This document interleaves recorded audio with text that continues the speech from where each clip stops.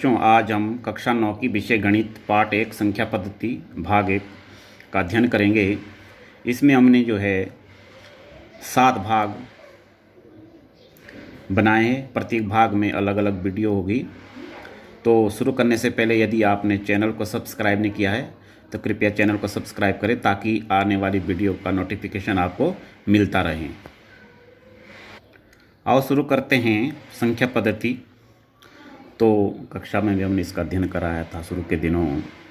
सबसे पहले प्राकृतिक संख्याएं, वह संख्याएं जो 1 से अनंत तक होती है। साधारण गिनती की संख्याएं 1 2 3 4 5 6 डैश डैश डैश आगे अनंत तक। यानी कि सबसे छोटी प्राकृतिक संख्या क्या होगी? 1, और सबसे बड़ी प्राकृतिक संख्या अनंत। पूर्ण संख्याएं, इसको होल नंबर कहते हैं, डब्ल्यू से लिखते हैं। यह संख्याएं 0 से अनंत तक होती है। यानी कि प्राकृतिक संख्याएं के समूह में अगर 0 लगा दिया जाए तो हमारे पास ये पूर्ण संख्याएं बनती है।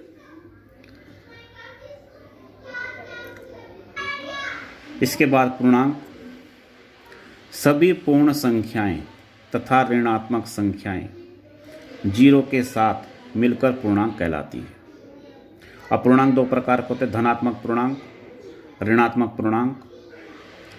तो धनात्मक पूर्णांक 1 2 3 4 5 डैश डैश डैश। ऋणात्मक पूर्णांक -1 -2 -3 -4 डैश डैश डैश। 0 एक पूर्णांक है। 0 को ना हम धनात्मक पूर्णांक कहते हैं ना ऋणात्मक पूर्णांक कहते हैं। 0 एक पूर्णांक है। 0 को अगर हम ऋणात्मक पूर्णांक के साथ लेते हैं तो हम उन्हें कहते हैं धनेतर पूर्णांक, और 0 को धनात्मक पूर्णांक के साथ लेते हैं तो कहते हैं हम जो है ऋणेतर पूर्णांक, और ऋणात्मक के साथ लेते हैं तो कहते हैं हम धनेतर पूर्णांक। अब आते हैं अभाज्य संख्याएं।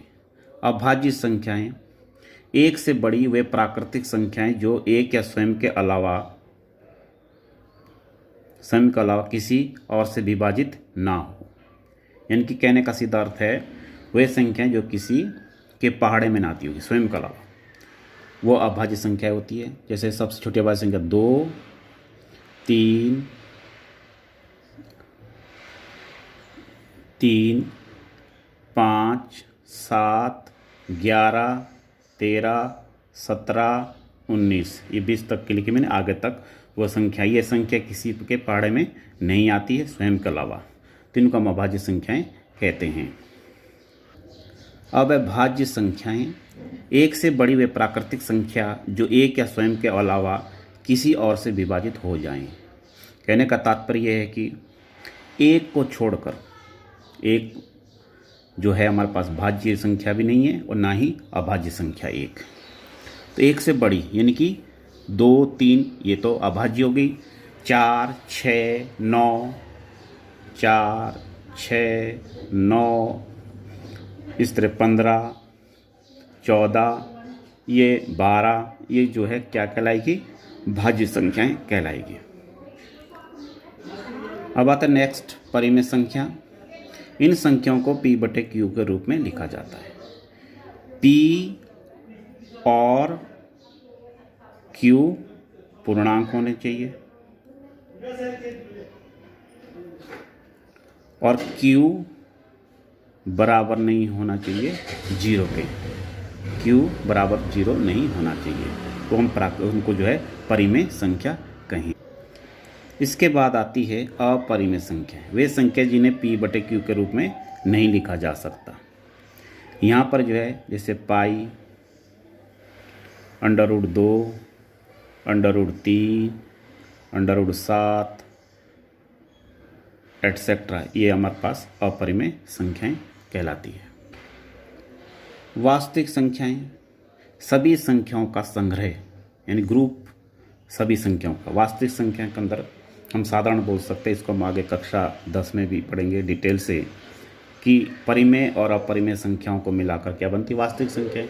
और इससे ऊपर जितनी हमने संख्याएं पढ़ी, अभाज्य संख्याएं, भाज्य संख्याएं, विषम संख्या, सम संख्या, पूर्णांक, प्राकृतिक संख्या, पूर्ण संख्या, ये सब जो है परिमेय और अपरिमेय में समा जाती है। फिर इनसे सबसे जो है वास्तविक संख्याएं बनती, यानी कि वास्तविक संख्याओं में समस्त संख्याएं आ जाती है। अब है वास्तविक संख्याएं और इनके दशमलव प्रसार। दशमलव प्रसार हमारे पास दो प्रकार के होते हैं, शांत अशांत। फिर इनको और हम आगे कैटेगराइज करते हैं। तो शांत दशमलव प्रसार, इसमें क्या होता है, जब हम किसी संख्या को किसी भी संख्या में भाग देते हैं, यदि शेष पर शून्य आ जाता है, जैसे हमने 17 में 2 का भाग दे दिया, 2 अठे 16, 1 बचेगा, 2 पंजे 10, 8.5 शेष शून्य बचा, शेष शून्य बच गया। तो इसमें हम जो है इस प्रकार का दशमलव प्रसार शांत दशमलव प्रसार कहलाता है। फिर अगला है अनवसानी आवर्ती, इसी क्या अशांत आवर्ती, दोनों नाम इसी के हैं। इस स्थिति में क्या होता है, शेष की पुनरावृत्ति होती है। जैसे 20 में हम जो है 6 का भाग दे दें, 6 तिया 18, 2 शेष बचेगा दशमलव 20, 6 तिया 18, फिर 6 तिया 18, ये रिपीट होते रहेगा। तो इस प्रकार के दशमलव प्रसार को हम कहते हैं अनवसानी आवर्ती या अशांत आवर्ती। अगला आता है अनवसानी अनावर्ती या अशांत अनावर्ती। इस स्थिति में शेष, यानी कि जो शेष जो है उसकी पुनरावृत्ति नहीं होती, यानी कि भाग देके जैसे 1.3, 4, 8, 7, 6, मतलब जो है किसी अंक की पुनरावृत्ति बार बार कोई अंक या कोई अंकों का कोई सेट रिपीट नहीं हो रहा है। तो इस प्रकार को प्रसार को कहते हैं हम अनवसानी अनावर्ती या अशांत आवर्ती। ठीक है, धन्यवाद बच्चों।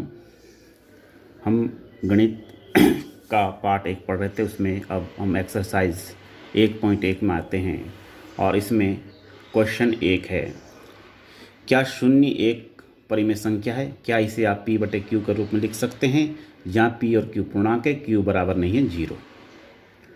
तो इसका आंसर सीधा सीधा है कि 0 एक परिमेय संख्या है, 0 एक परिमेय संख्या है।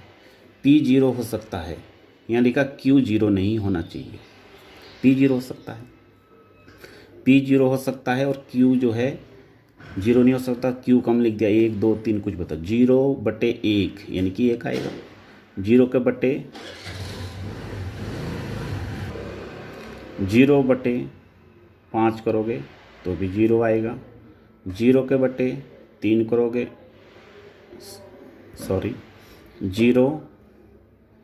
0 के बटे 3 करोगे तो भी 0 आएगा। तो यानी कि 0 को हम एक परिमेय संख्या कहते हैं और 0 को हम जो है p/q के रूप में लिख सकते हैं। इसी में क्वेश्चन नंबर 2 है, 3 और 4 के बीच 6 परिमेय संख्याएं ज्ञात कीजिए। 3 और 4 के बीच की 6 परिमेय संख्या ज्ञात करनी है। तो हमको 6 परिमेय संख्या ज्ञात करनी है, तो हम 6 + 1 यानी कि 7। तो 3 को हम 7 से गुणा करेंगे और 7 से ही भाग करेंगे। ये आ जाएगा हमारे पास 7 या 21/7। इसी तरह से 4 को भी हम 7 से गुणा करेंगे और 7 से भाग दे देंगे। ये आ जाएगा 7 चौका 28/7। तो हमारे पास 21/7 आया ये और 28/7 आया ये। तो 21/7 और इधर आया 28/7। 21 के बाद क्या था, 22/7, 23/7, 24/7, 25/7, 26/7। ये इस तरह से 6 हमारे पास ये आ जाती है। इसको हम आगे दिखाते हैं आपको। ये इस तरह से आ गई हो 21/7 और 28/7 के बीच ये 6 परिमेय संख्या हमको ज्ञात हुई है। 22/7, 23/7, 24/7, 25/7, 26/7, 27/7। तो क्वेश्चन 2 का आंसर आपका ये हो गया। इसी तरह क्वेश्चन नंबर 3 है कि 3/5 और 4/5 के बीच 5 परिमेय संख्या लिखनी। 5 लिखनी, इसका मतलब 5 + 1 6, 5 + 1 = 6, 5 + 1 = 6। 3 में 6 की गुणा करनी है, 3/5 गुणा 6 की गुणा 6 का भाग, तो जाएगा 6 × 18/30। इसी तरह से इसमें 4/5 में 6 की गुणा करेंगे तो 6 × 24 / 6 × 30। तो इसको लिखेंगे 18/30 से 24/30 तक के बीच हम जो है योगी 18/30 और 24/30 के बीच, 18/30 के बाद 19/30, 20/30, 21/30, 22/30, 23/30। 1 2 3 4 5 संख्याएँ हमारे पास आ गई है। तो ये क्वेश्चन नंबर 3 का सॉल्यूशन हो गया हमारे पास जो है। ये प्रश्न नंबर 4 देखते हैं कि प्रत्येक प्राकृतिक संख्या एक पूर्ण संख्या होती है। प्राकृतिक संख्या 1 2 3 4 और पूर्ण संख्या 0 1 2 3 होती है। तो प्रत्येक प्राकृतिक संख्या इसके अंतर्गत आ गई है, तो ये वाला कथन सत्य है। और प्रत्येक पूर्णांक एक पूर्ण संख्या होती है। तो प्रत्येक पूर्णांक होता है, 0 भी पूर्णांक है, 1 भी पूर्णांक है, -1 का भी पूर्णांक है, -2 भी पूर्णांक है। तो माइनस वाली संख्या पूर्ण संख्या नहीं होती है, इसलिए कथन असत्य है। अगला, प्रत्येक परिमेय संख्या एक पूर्ण संख्या होती है। तो परिमेय संख्या क्या होती है? 1 भी परिमेय संख्या है, 2 भी परिमेय संख्या है, 0 भी परिमेय संख्या है, -1 भी परिमेय संख्या है, -2 भी परिमेय संख्या है, 1/2 भी परिमेय संख्या है। लेकिन पूर्ण संख्या, ये तो पूर्ण संख्या है, लेकिन ये वाली पूर्ण संख्याएं नहीं है, इसलिए कथन असत्य है। और ये वाला सत्य, ये भी असत्य है और पहले वाला कथन सत्य है। इस तरह से एक्सरसाइज 1.1 समाप्त होती है।